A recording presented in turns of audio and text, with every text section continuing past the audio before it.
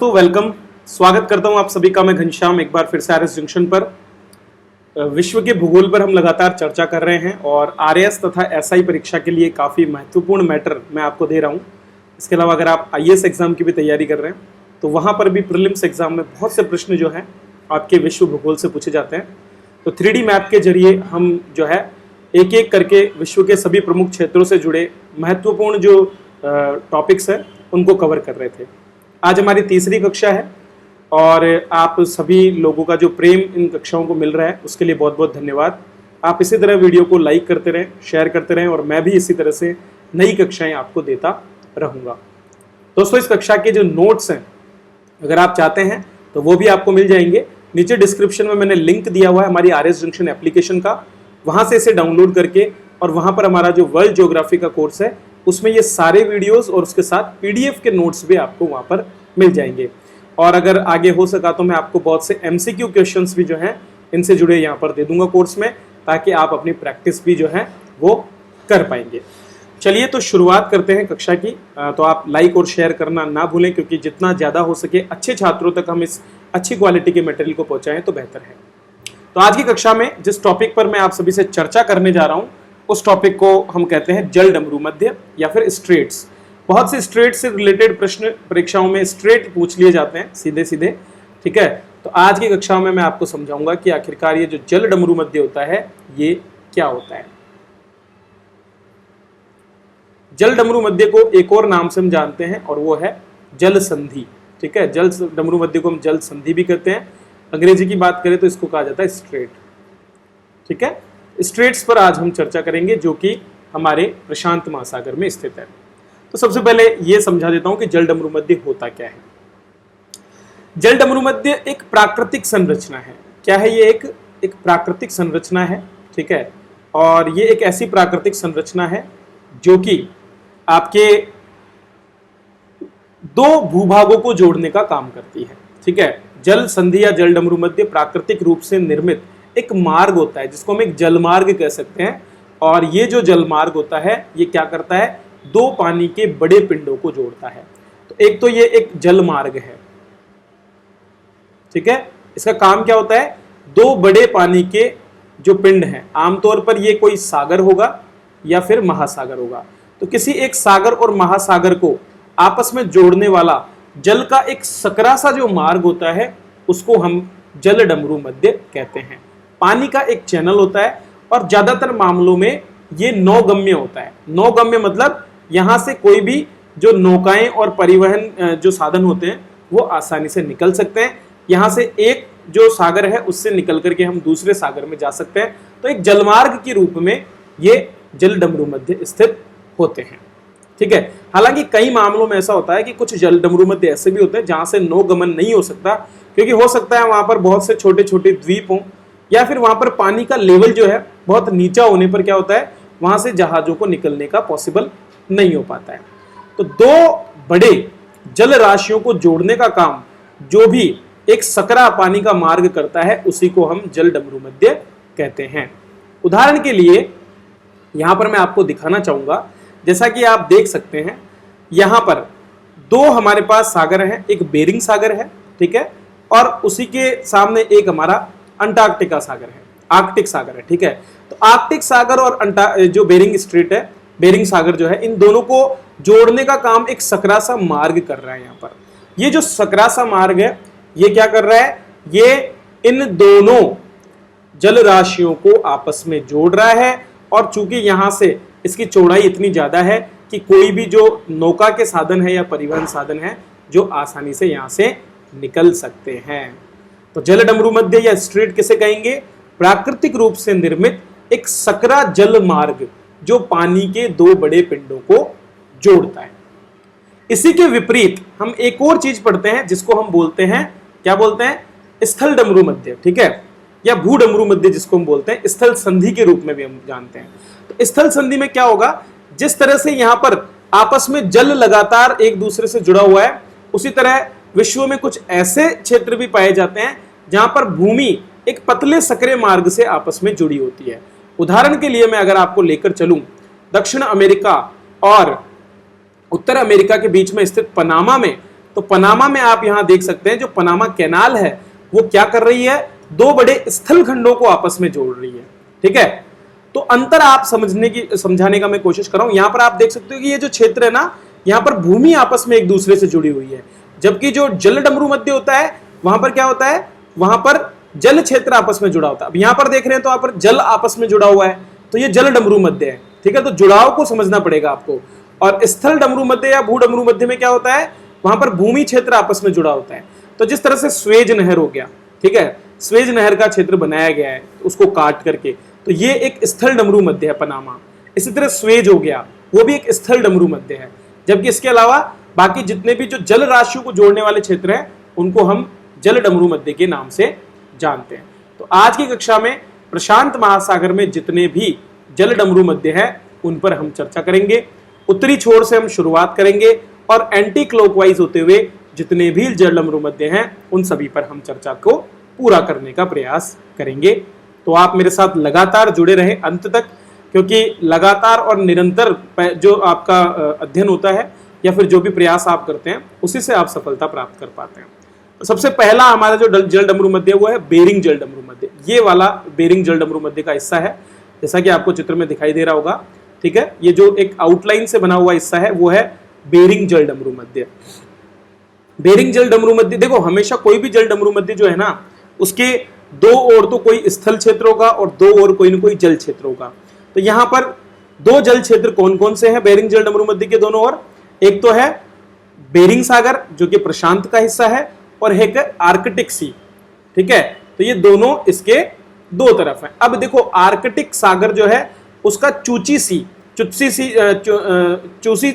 इसको बोला जाता है, चुच्ची सी। ठीक है, चूची सागर जो है वो वाला हिस्सा है, और दक्षिण में देखें तो प्रशांत महासागर का बेरिंग सागर वाला हिस्सा है। तो बेरिंग सागर और चूची सी को जोड़ता है, या बड़े अक्षरों में बड़े शब्दों में कहूं तो प्रशांत महासागर और आर्कटिक को ये जोड़ने का काम करता है।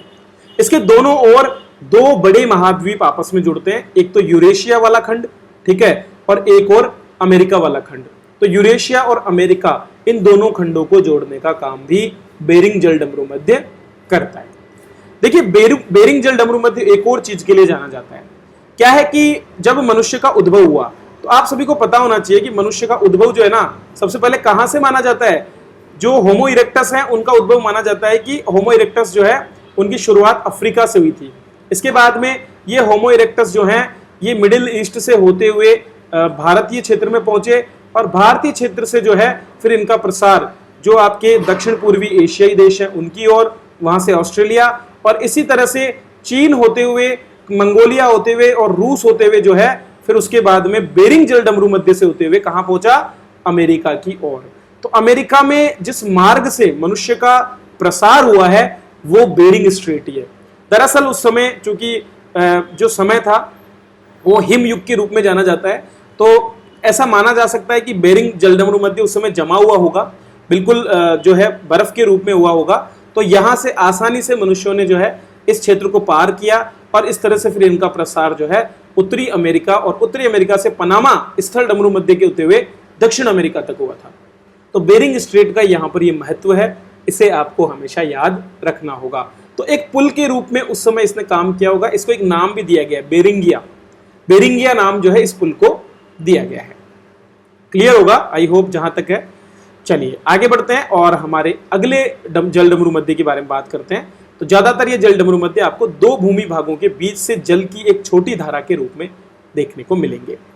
चलिए नेक्स्ट हमारा जो जल डमरू मध्य, देखो मैं इंपॉर्टेंट ही पढ़ाऊंगा आपको।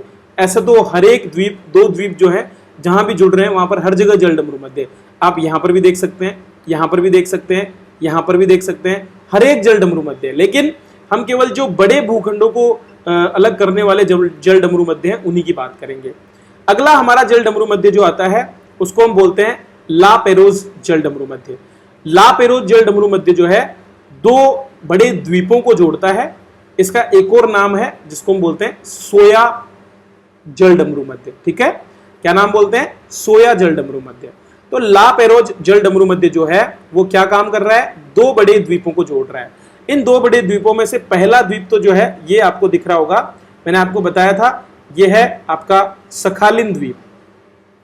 ठीक है, ये रूस के टेरिटरी में आता है, सखालिन द्वीप। और दूसरा है जापान का होक्काइडो द्वीप, ठीक है। तो होक्काइडो द्वीप और सखालिन द्वीप को जोड़ने का काम जो जल डमरू मध्य कर रहा है, उसी को जो है हमने क्या नाम दिया है, ला पेरोज, ठीक है। क्या नाम है, ला पेरोज। तो ला पेरोज जल डमरू मध्य का काम क्या हो गया, सखालिन और होक्काइडो द्वीप को आपस में जोड़ना। अच्छा, दूसरी बात एक और है कि यही जो आपका ला पेरोज है, ये दो सागरों को भी जोड़ रहा है। एक तरफ है सी ऑफ ओखोस्टक और दूसरी तरफ है जापान सागर। तो इन दोनों को जोड़ने का काम भी किसके द्वारा किया जा रहा है, आपके इस जल डमरू मध्य के द्वारा किया जा रहा है, ठीक है, ला पेरोज के द्वारा। यहीं पर आपके एक और जल डमरू मध्य या एक खाड़ी है जो इन दोनों को जोड़ती है। देखो, एक तो ये यहां से जुड़ गया, एक जुड़ाव तो पहला यहां से हो गया, दूसरा जुड़ाव यहां से भी हो रहा है। देखो, ये जो एरिया है ना, ये भी आपके सी ऑफ ओखोस्टक को और जापान सागर को जोड़ता है। तो ये जो दूसरा जो एरिया है, इसको हम बोलते हैं टारटरी जल डमरू मध्य। क्या बोलते हैं, टारटरी जल डमरू मध्य। तो टारटरी जल डमरू मध्य और ला पेरोज, ये दोनों ही यहां पर स्थित हैं और दोनों का ही काम क्या है, इन दोनों को आपस में जोड़ना, जापान सागर को और ओखोस्टक सागर को, इन दोनों को जोड़ने का काम ये करता है, ठीक है। तो सखालिन द्वीप और जो मुख्य भूमि है एशिया की, रूस की, उन दोनों के बीच में ये टारटरी जल डमरू मध्य या टारटरी की खाड़ी स्थित है, ठीक है। और ला पेरोज और टारटरी जल डमरू मध्य दोनों सी ऑफ ओखोस्टक को और जापान सागर को जोड़ने का काम करते हैं। यहां तक हमारे 3 जल डमरू मध्य आप सभी को क्लियर हो गए होंगे, ऐसा मुझे उम्मीद है। आगे बढ़ते हैं और अगले हमारे जल डमरू मध्य की ओर चलते हैं। तो आपको ये देखना है कोई भी बड़ी जल राशि दूसरी जल राशि से कहां पर जुड़ रही है। अब आप देखो, यहां पर आपको एक तो दिख रहा होगा आपका ईस्ट जो सी है, East China Sea, sorry Sea of Japan आपको दिख रहा है यहां पर, और नीचे ईस्ट चाइना सी, ठीक है। इन दोनों के बीच में यहां पर भी आपको एक स्थान दिख रहा होगा, इसको भी हम एक जल डमरू मध्य के नाम से जानते हैं, और यह है कोरिया जल डमरू मध्य, ठीक है। तो चूंकि साउथ कोरिया के बिल्कुल नजदीक है, इसीलिए हमने इसको नाम दिया है कोरिया जल डमरू मध्य।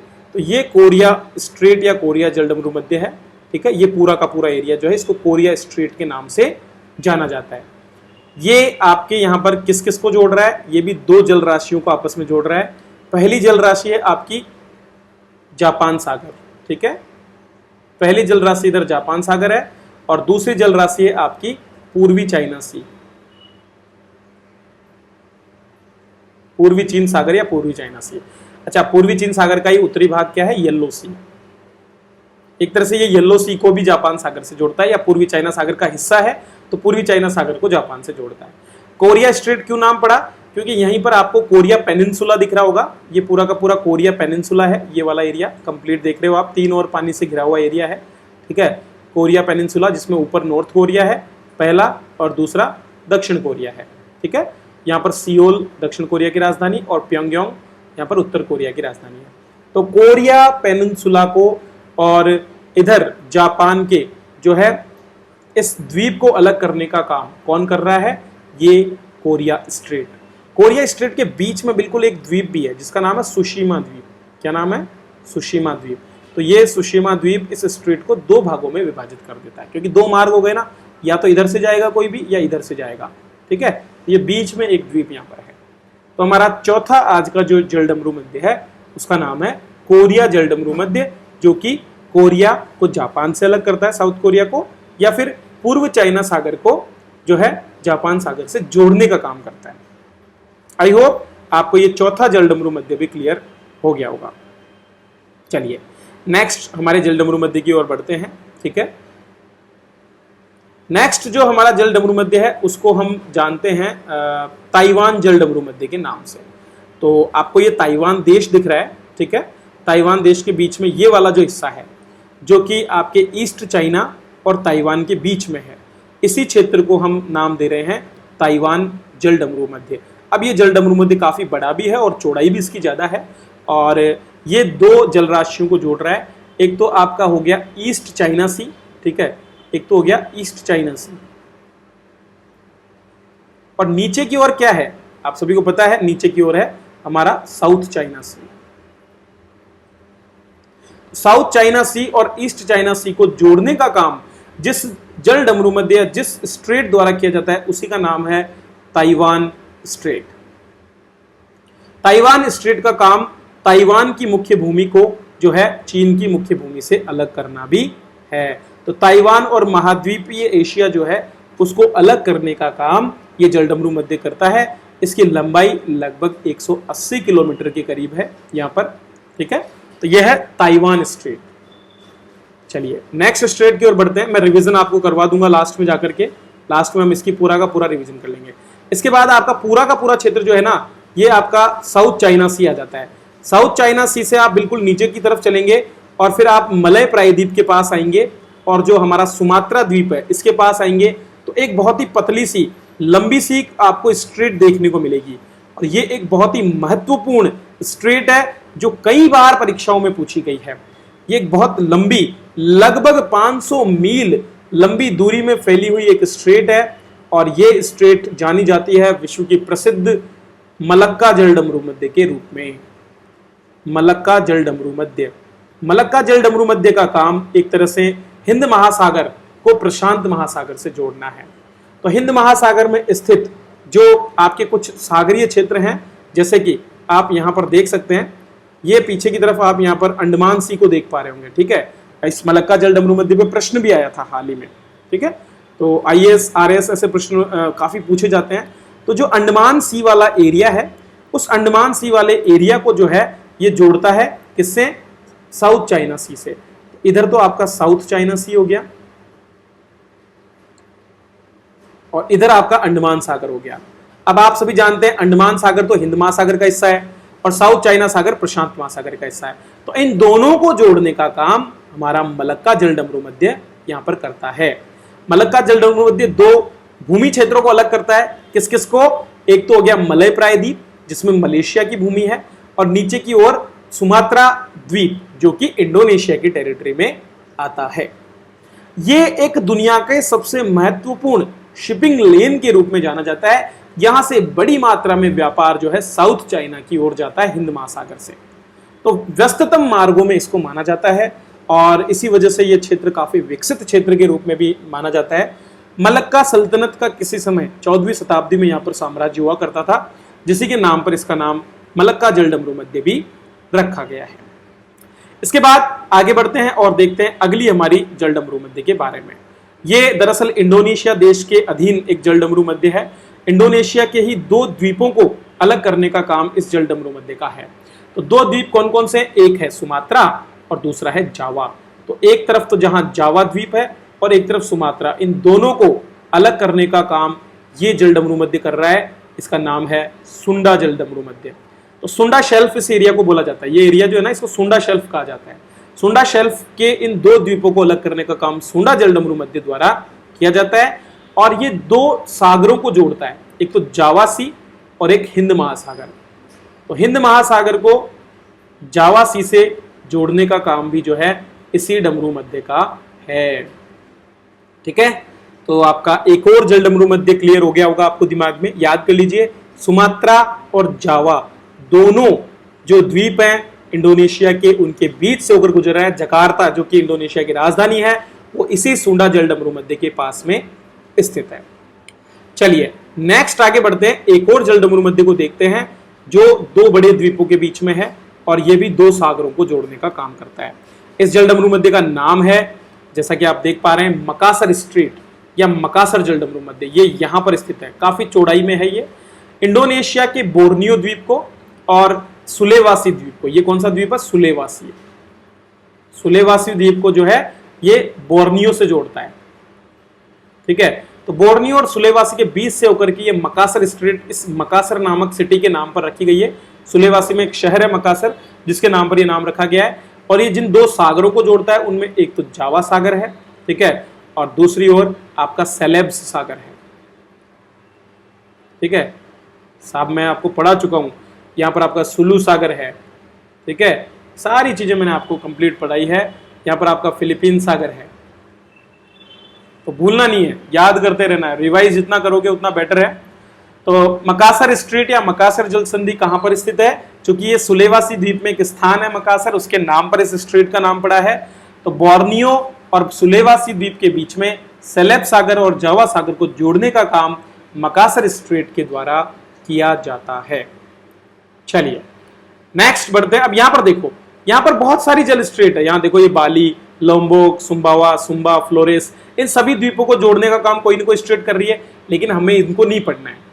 ठीक है, ये हमारे काम का नहीं है। हमें बड़े बड़ों पर ध्यान देना है। जितने बड़ों को हम कवर अप कर पाएंगे उतना ही हमारे लिए बेहतर होगा। नेक्स्ट हमारा जो स्ट्रेट आता है वो कुछ यहां पर आता है आपके ऑस्ट्रेलिया महाद्वीप और न्यू गिनिया द्वीप के बीच में। तो ऑस्ट्रेलिया महाद्वीप और न्यू गिनिया का जो मेलानेशियन द्वीप है, इन दोनों को जोड़ने का काम एक स्ट्रेट करती है और इस स्ट्रेट का नाम है टॉरेस जलडमरू मध्य। ये वाला स्थान जो है इसको हम बोलते हैं टॉरेस जलडमरू मध्य। टॉरेस जलडमरू मध्य दो सागरों को जोड़ता है। एक और तो है आपका आराफुरा सी और दूसरी है कोरल सागर। तो कोरल सागर और अराफुरा सी जो है, इन दोनों को जोड़ने का काम कौन कर रहा है? आपका टॉरेस जलडमरू मध्य। इसके एक और न्यू गिनी द्वीप समूह है। आपको मैंने बताया था कि न्यू गिनी द्वीप जो है ये दो भागों में विभाजित है। इसका आधा हिस्सा तो आपका इंडोनेशिया में है और आधा हिस्सा पापुआ न्यू गिनिया नामक जो देश है उसके अधीन है। ठीक है, तो यहां पर ये दो हिस्सों को आपस में जोड़ता है। तो न्यू गिनी द्वीप को ऑस्ट्रेलिया के साथ जोड़ने का काम जो जल संधि कर रही है उसी को हम ये करें। अच्छा, जो हिस्सा यहां पर ऑस्ट्रेलिया का है, इस हिस्से का नाम क्या है? इसका नाम है cap York peninsula. Cap York प्रायद्वीप जो है उसको अलग करता है ये। तो ऑस्ट्रेलिया का जो कैप यॉर्क प्रायद्वीप है उसको अलग करने का काम टॉरेस जलडमरू मध्य के द्वारा किया जाता है। बिल्कुल सिंपल सा डिटेल आपको मैंने यहां पर बता दिया है। आगे बढ़ते हैं और देखते हैं और कौन सा जलडमरू मध्य हमारे पास पड़ा। चलिए, एक और स्थल, हमको दो स्थल अलग होते दिख रहे हैं। यहां पर आप देख रहे होंगे ऑस्ट्रेलिया की जो मुख्य भूमि है उसको जो है तस्मानिया से अलग करने का काम एक और जलडमरू मध्य कर रहा है और इसका नाम है बास स्ट्रेट या बास जलडमरू मध्य। तो मेलबोर्न जो सिटी है उसको उसके जस्ट पास में ये स्थित है। ऑस्ट्रेलिया में मेलबोर्न एक बहुत बड़ा क्रिकेट ग्राउंड भी आप सभी जानते हैं। ठीक है, बिल्कुल दक्षिण क्षेत्र में विक्टोरिया में ये है। तो मेलबोर्न जो है उसको अलग करने का काम तस्मानिया से, तस्मानिया एक द्वीप है जो ऑस्ट्रेलिया की ही टेरिटरी में आता है, उसको अलग करने का काम ये बास जल संधि करती है। ठीक है, तो तस्मानिया को ऑस्ट्रेलिया की मुख्य भूमि विशेष रूप से विक्टोरिया राज्य से अलग करने का काम इसके द्वारा किया जाता है। नेक्स्ट आगे बढ़ते हैं और देखते हैं कौन सी और भूमियां हमको दिख रही हैं। अब हम आ जाते हैं न्यूजीलैंड में। न्यूजीलैंड प्रशांत महासागर में दक्षिणी छोर पर स्थित एक द्वीप समूह है और दो बड़े द्वीप हमको इसमें देखने को मिलते हैं। इन दोनों द्वीपों को हम दो नामों से जानते हैं, एक उत्तरी और एक दक्षिणी। तो उत्तरी आइलैंड और सदर्न आइलैंड, नॉर्थ आइलैंड और सदर्न आइलैंड के रूप से हम इनको जानते हैं। और इन दोनों को अलग करने का काम जो जलडमरू मध्य करता है उसे नाम दिया गया है कुक स्ट्रेट के नाम से। तो कुक जलडमरू मध्य जो है वो आपके न्यूजीलैंड के दो द्वीपों को आपस में अलग करने का काम करता है। चलिए, तो मैं थोड़ा सा आपको और इसको डिटेल में बता देता हूँ। थोड़ा इसको क्लोज करते हैं और ये देखते हैं इसके दोनों और कौन कौन से सागर हैं। एक और तो जहां इसके आपका तस्मान सी है, ठीक है, तो दूसरी ओर आपका प्रशांत महासागर है। तो तस्मान सी और प्रशांत महासागर को जोड़ने का काम भी ये जलडमरू मध्य करता है। उत्तरी और दक्षिणी आइलैंड जो न्यूजीलैंड के, उनको जोड़ने का काम ये कुक जलडमरू मध्य जो है इसके द्वारा किया जाता है। आई होप यहां तक सारी चीजें आपको क्लियर हो गई। चलिए आगे बढ़ते हैं और अब थोड़ा सा इधर का तो पूरा मामला क्लियर हो गया हमारा। अब हम थोड़ा सा आगे बढ़ते हुए चलते हैं हमारे दक्षिण अमेरिका की ओर। तो बिल्कुल एंटी क्लॉकवाइज हम घूम रहे हैं। थोड़े से जलडमरू मध्य हमको यहाँ नीचे भी देखने को मिलेंगे और बहुत ही प्रसिद्ध जलडमरू मध्य हैं, ठीक है, उन पर हम चर्चा करेंगे। दक्षिण अमेरिका का जो निचला छोर है दक्षिण अमेरिका महाद्वीप का, वहां पर भी एक बहुत ही महत्वपूर्ण जलडमरू मध्य है और बहुत ही लंबा जलडमरू मध्य भी है। तो यहाँ पर आपको एक शेप दिखाई दे रही होगी, ये देखिए, इसको बोलते हैं मैगलन स्ट्रेट या मैगलन की जलडमरू मध्य। बहुत ही विशेष ये क्षेत्र है, ठीक है। ये दक्षिण अमेरिका का जो है अंतिम छोर यहाँ पर आ जाता है, जिसको हम बोलते हैं कैप हॉर्न। क्या बोलते हैं? Cap horn. तो कैप हॉर्न जो है ये अंतिम बिंदु माना जाता है दक्षिण अमेरिका का। इसी के ऊपर का एक एरिया है जिसके लिए हम एक शब्द उपयोग करते हैं, टिएरा डेल फुएगो, ठीक है, टिएरा डेल फुएगो। तो टिएरा डेल फुएगो की जो भूमि है उसको मुख्य भूमि से अलग करने का काम एक जल डमरू मध्य के द्वारा किया जाता है। बहुत लंबा जल डमरू मध्य, सांप के आकार का जल डमरू मध्य ये है, ठीक है। ये अलग करता है टिएरा डेल फुएगो को किससे, दक्षिण अमेरिका की मुख्य भूमि से, ठीक है। तो ये है आपका कौन सा जल डमरू मध्य, नाम है इसका मैगेलन जल डमरू मध्य। मैगेलन जल डमरू मध्य के नाम से इसको जाना जाता है। ये एक प्राकृतिक मार्ग है जो अटलांटिक महासागर को और प्रशांत महासागर को आपस में जोड़ता है, ठीक है। बहुत महत्वपूर्ण मार्ग इसको कहा जाता है। इसी मार्ग के बिल्कुल नीचे अगर आप देखेंगे तो आपको एक और क्षेत्र दिखता है जो कि बहुत चौड़ा क्षेत्र है लेकिन बहुत खतरनाक भी माना जाता है। दरअसल ये मुख्य भूमि से दूर एक बहुत बड़ा पैसेज है। इसको हम स्ट्रेट नहीं कहेंगे, इसके लिए हम शब्द उपयोग करेंगे पैसेज। ये पैसेज का नाम क्या है, इसका नाम है ड्रैक पैसेज। पैसेज मतलब गलियारा, ठीक है। तो ड्रैक पैसेज एक रास्ता है जो कि आपके दक्षिण अमेरिका के बिल्कुल निचले क्षेत्र में स्थित एक जल निकाय है, ठीक है। इसका काम क्या है, ये अटलांटिक महासागर जो है उसको प्रशांत महासागर से जोड़ने का काम करता है। तो अटलांटिक महासागर का एक स्कोटिया सागर यहाँ पर है, ये देखिए स्कोटिया सागर वाला क्षेत्र है, ये आप देख पा रहे होंगे। स्कोटिया सागर को ये प्रशांत महासागर से सीधा जोड़ता है। लेकिन इसकी खासियत क्या है ये देखिए आप। दरअसल क्या है, इस क्षेत्र में कोई भूमि नहीं है। अब भूमि नहीं होने की वजह से कोई प्रतिरोध यहाँ पर नहीं है, तो पानी की लहरें 40 फीट की ऊंचाई तक यहाँ पर उठती हैं और इसकी वजह से कई बार जहाजों को काफी नुकसान होता है। तो एक समुद्र का जो सबसे शक्तिशाली जो अभिसरण जो है, कन्वर्जन जोन जो है, उसको भी रूप में इसको जाना जाता है। तो ये ड्रैक पैसेज प्रशांत महासागर और अटलांटिक महासागर के बीच का एक चैनल है। 3 जो चैनल है, पनामा है, पनामा जोड़ता है। पनामा के बाद नीचे हमने देखा मैगेलन जो स्ट्रेट है वो जोड़ती है, और अंत में ये ड्रैक पैसेज जो है यहाँ से सागरों को निकलना पड़ता है। लेकिन ये बहुत खतरनाक एरिया है क्योंकि यहाँ से निकलने वाले सागरों को काफी समस्याओं का सामना यहाँ पर करना पड़ता है, ठीक है। अब इसके बाद में अगर हम प्रशांत में देखें तो प्रशांत महासागर में हमको कोई और स्ट्रेट यहाँ पर नहीं देखने को मिलता है, क्योंकि दक्षिण अमेरिका और उत्तरी अमेरिका की जो मुख्य भूमि है वो तो बिल्कुल जो आपकी प्लेट है, प्रशांत की जो प्लेट है उसके बिल्कुल टच में है। तो उन्होंने सीधी बाउंड्री फॉल्ट वहाँ बना रखे हैं, वहाँ पर ऐसी कोई भी जल राशि या कोई द्वीप समूह हमको नहीं दिखते जिनकी वजह से कोई स्ट्रेट यहाँ बने, ठीक है। तो ये हो गए आपके प्रशांत महासागर की सभी प्रमुख जल संधियां। एक बार फटाफट से मैं आपको इन्हें रिवाइज करवा दूं तो ज्यादा बेहतर होगा, ताकि जो अंत तक देखने वाले छात्र हैं जो कि सब्र रखते हैं उनको इसका लाभ मिल जाए, ठीक है। तो चलिए हम नंबरिंग करते हुए इनको रिवाइज करेंगे। सबसे ऊपर से शुरुआत करेंगे 1 नंबर से और फिर आगे बढ़ेंगे। तो मैं यहाँ पर नंबरिंग भी करता जाऊंगा और आपको बताता भी जाऊंगा। तो पहला नंबर 1 आपका जल डमरू मध्य, क्या नाम है इसका, बेरिंग जल डमरू मध्य। याद करने का यही तरीका होता है, एक बार पढ़ो और फिर उसको याद करो। फिर उसके बाद आगे चलते हैं। नंबर 2 मैंने आपको बताया था सखालिन और होकोइडो को जोड़ने वाला। सेकंड क्या नाम बताया था, दिमाग लगाइए थोड़ा सा, ला पेरोज, ठीक है। ला पेरोज द्वीप, ला पेरोज जो है अगला हमारा जल डमरू मध्य। इसके बाद नेक्स्ट मैंने आपको तीसरा बताया था, जहां पर हमने देखा था कि इसी जगह के बिल्कुल आगे मुख्य भूमि को सखालिन से जोड़ता है। तीसरा क्या बताया था, टार्टरी की खाड़ी या टार्टरी जल डमरू मध्य, ठीक है। चौथा थोड़ा नीचे आ जाइए और आपका जो जापान सागर है उसको ईस्ट चाइना सी से जोड़ने का काम कोरिया के पास में कौन सा था, कोरिया जल डमरू मध्य। उससे और नीचे हम चलते हैं, जो ताइवान है उसको मुख्य भूमि से जोड़ने का काम करता है, कौन सा, ताइवान जल डमरू मध्य।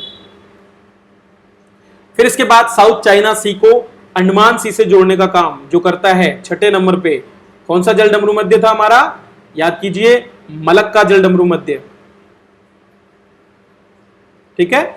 7वें नंबर पे आपके सुमात्रा और जावा द्वीप को अलग करने का काम कर रहा था, कौन सा, सुंडा जल डमरू मध्य। देखिए मुझे भी याद हो गया तो आपको भी याद होना चाहिए, अगर याद नहीं है तो इसका मतलब आपने ध्यान कम दिया, ठीक है, याद रखना है। उसके बाद 8वें नंबर पर आपके जावा सागर को जोड़ने का काम करता है, किसके साथ में, सेलेब सागर से, क्या नाम बताया था मैंने, मकासर जल डमरू मध्य, ठीक है। इसके बाद 9वां जो है आपकी मुख्य भूमि जो है ऑस्ट्रेलिया की, उसको न्यू गिनी द्वीप से अलग करता है। क्या नाम बताया था? टॉरेस जलडमरू मध्य। 10वें नंबर पे मैंने आपको बताया था तस्मान को मुख्य भूमि से अलग करता है, तस्मानिया को, नाम था बास जलडमरू मध्य। ठीक है। इसके बाद न्यूजीलैंड के दो द्वीपों के बीच में 11वां जलडमरू मध्य मैंने आपको बताया था, जिसका नाम हमने रखा था कुक जलडमरू मध्य। ठीक है। और फिर थोड़ा सा हम आ गए थे इधर, 12वां जलडमरू मध्य हमने देखा था मैगेलन के नाम से।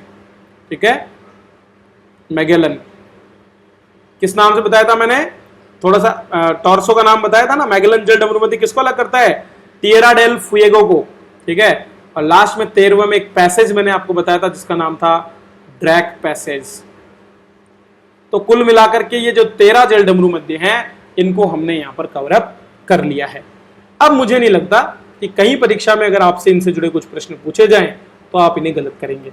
बस समय मिलते मिलते आप इनको रिवाइज करते रहो, इनके नोट्स पढ़ते रहो, और नोट्स के लिए आप डिस्क्रिप्शन में दिए गए लिंक का लाभ उठा सकते हैं और अपनी तैयारी को आगे बढ़ा सकते हैं। इसमें मेरी मदद कीजिए, शेयर कीजिए अपने दोस्तों के साथ में। जितने ज्यादा दोस्तों को आप शेयर करेंगे उतना ही बेहतर होगा। हमारे पास और अच्छे छात्र होंगे और हमारे ग्रुप से और ज्यादा अच्छे छात्रों को सफलता भी मिलेगी। चलिए, मिलता हूं अगली कक्षा में। तब तक आप सभी का धन्यवाद।